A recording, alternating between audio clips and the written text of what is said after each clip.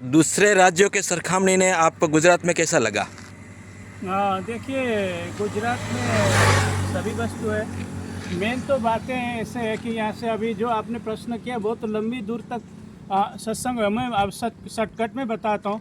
गुजरात राज्य में अन्य क्षेत्र सब मंदिर है और बड़ा बड़े मंदिर जिसका योग्यता है महीना दिन रुकाता है। फिर जाने सुबह जब जाते हैं तो जो गरीब आश्रम है वो 1 रुपये 2 रुपये देता है। अमीर आश्रम मंथ लो 1000 500 250 जैसे भी जो योग्यता है उनके देते हैं। बड़े बड़े महामंडलेश्वर हैं, शंकराचार्य, रामानुजाचार्य, तो इनको तो लाख लाख रुपए पर, लेकिन हम लोग क्या पक्के बने नहीं है तो भी योग्यता के अनुसार 1500 रुपये मिल रहा है। एक बड़ी से बड़ी एक बात ये है कि गुजरात राज्य में मंदिरों में शोषण नहीं है।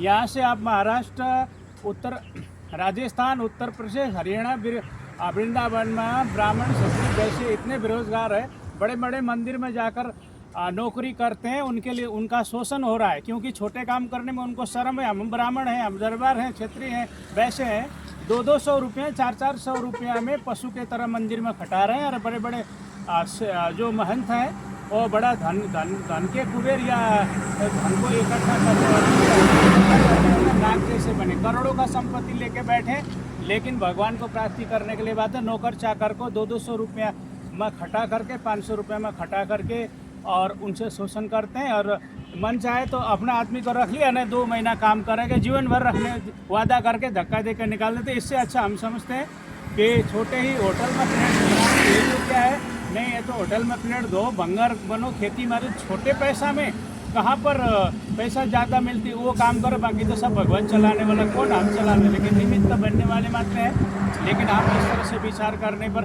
हमने सब अनुसंधान किया और उसके बाद में जो है आदमी को जहाँ सरलता से पैसा मिलता है वहाँ पर भी ठीक है, और उसके बाद में छोटा काम करके और कम मेहनत में करके भी भारत के प्रधानमंत्री और राष्ट्रपति जितना वेतन लिया जा सकता है। अभी पानी पूरी वाला भी करोड़ों कमा रहा है। और शॉर्टकट में बोलता हूँ, अभी वहाँ इनकम टैक्स ने करोड़ रुपया का छापा दक्षिण भारत में मारा। उसके बाद भंगार बिनने वाले भी सबके छोटे काम में कितना पैसा मुझे अनुभव है, इसलिए यही हो रहा है। गुजरात बहुत अच्छा लगा तो मैं यहाँ पर रह रहा हूँ यहाँ पर, और मैं आज 35 साल से भ्रमण कर रहा हूँ और 40 साल गुरु दीक्षा लिया, 5 साल तक मैं गुरु आश्रम में रहा। मेरा इनकम हर वर्ष का 1 लाख रुपये है। मंदिर, गौशाला, भिखारी, यानी आज 1000 है तो देता गया। ऐसी बात मोबाइल में नहीं बोलना चाहिए, फिर भी मैं आज 1000 है तो कल नहीं है, लेकिन आज मैंने गुजरात से 35 लाख रुपया लेकर के गुजरात का पैसा मैंने गुजरात में दिया। नेपाल का रहने वाला हूँ तो क्या हुआ, तो भी तो 17 लाख 50 हज़ार का भागीदारी हूँ। बाकी यहीं से लिया तो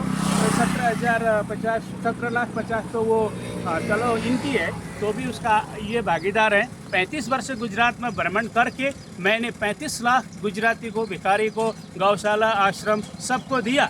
लेकिन अभी एक मुझे भगवान ने सूचना दी, आश्रम गौशाला को छोड़ो, ये तो सब सेठ के भरोसे, उनके भाग्य में नहीं। ये पैसा जो मांगने वाले बड़े बड़े को तो आप दे रहा है, तो इसलिए मैंने अब भिखारी पर ध्यान दिया और भगवान ने बहुत कुछ दिया। और अब बहुत से यहाँ पर क्या होता है, 50% जो बड़े बड़े परब बावड़ी, सत्ताधार या राजकोट रणछोड़ बापू, दुजरेज में कनीराम और उधर बनासकांठा में महामंडलेश्वर, घनश्यामगिरी, અને बहुत से 50% आश्रम में करोड़ों का आवक गाड़ी लेकर के वहाँ पर आटा, चावल, घी, दूध के लाइन नहीं, हमको नहीं चाहिए, गरीबों को बांट दो, ऐसा बोल रहे हैं। 50% आश्रम घूमने वाले भिखारी से मेरा खर्च नहीं चलता, हाथ जोड़ा है।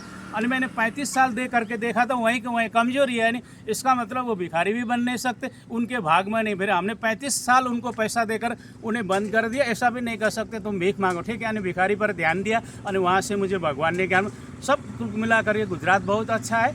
और यहाँ पर माणा की कमी है, नाणा की कमी नहीं है। औद्योगिक क्षेत्र, विदेशी बंदरगाह है, सब कुछ है, इसलिए तो मैं यहाँ पढ़ा रहा हूँ।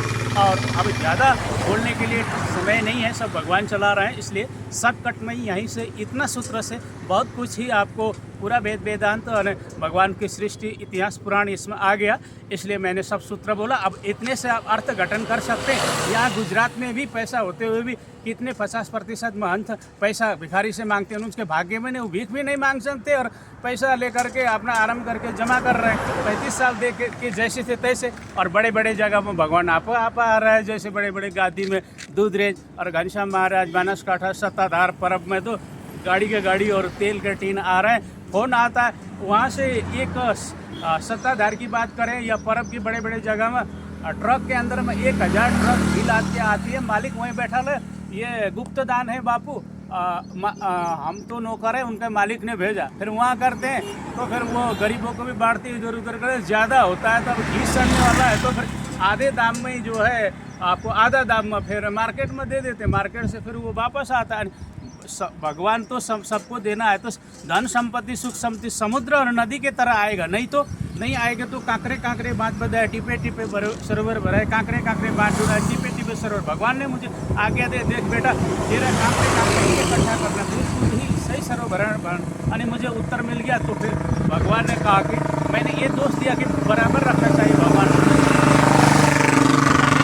कर्म के अनुसार सबको मिलेगा। तो फिर मैंने बोला कि मैंने गरीबी स्वीकार कर लिया, भगवान देगा तो मैं लुटाऊंगा, नहीं देगा तो भी भूखे मरूंगा, उसके भरोसा रहूंगा। इसलिए मैंने गरीबी स्वीकार कर लिया और मुझे कोई गादी कोई पदवी नहीं चाहिए, और मैं भगवान जैसे ही रखता है वैसे रहना। थोड़ी देर के लिए कोई शंकराचार्य बनाए और प्रधानमंत्री बनाए भी, थोड़ा सा के लिए एक मान्यता रखने के लिए मैं गद्दी में बैठूंगा, वरना मुझे जो इस ज़मीन में आनंद है और कोई भी सुख संपत्ति मिला तो जो है लुटाऊंगा ही। और मैं कोई भगवान के लिए महात्मा नहीं बना, मैंने पाल के रहना, खेती बाड़ी सब जमीन जायदाद करोड़ रुपया का था, लेकिन बचपन में काम में आलसू था और घर पर माता पिता बार बार गाली देते थे, इसलिए मैंने 18 साल में घर छोड़ा।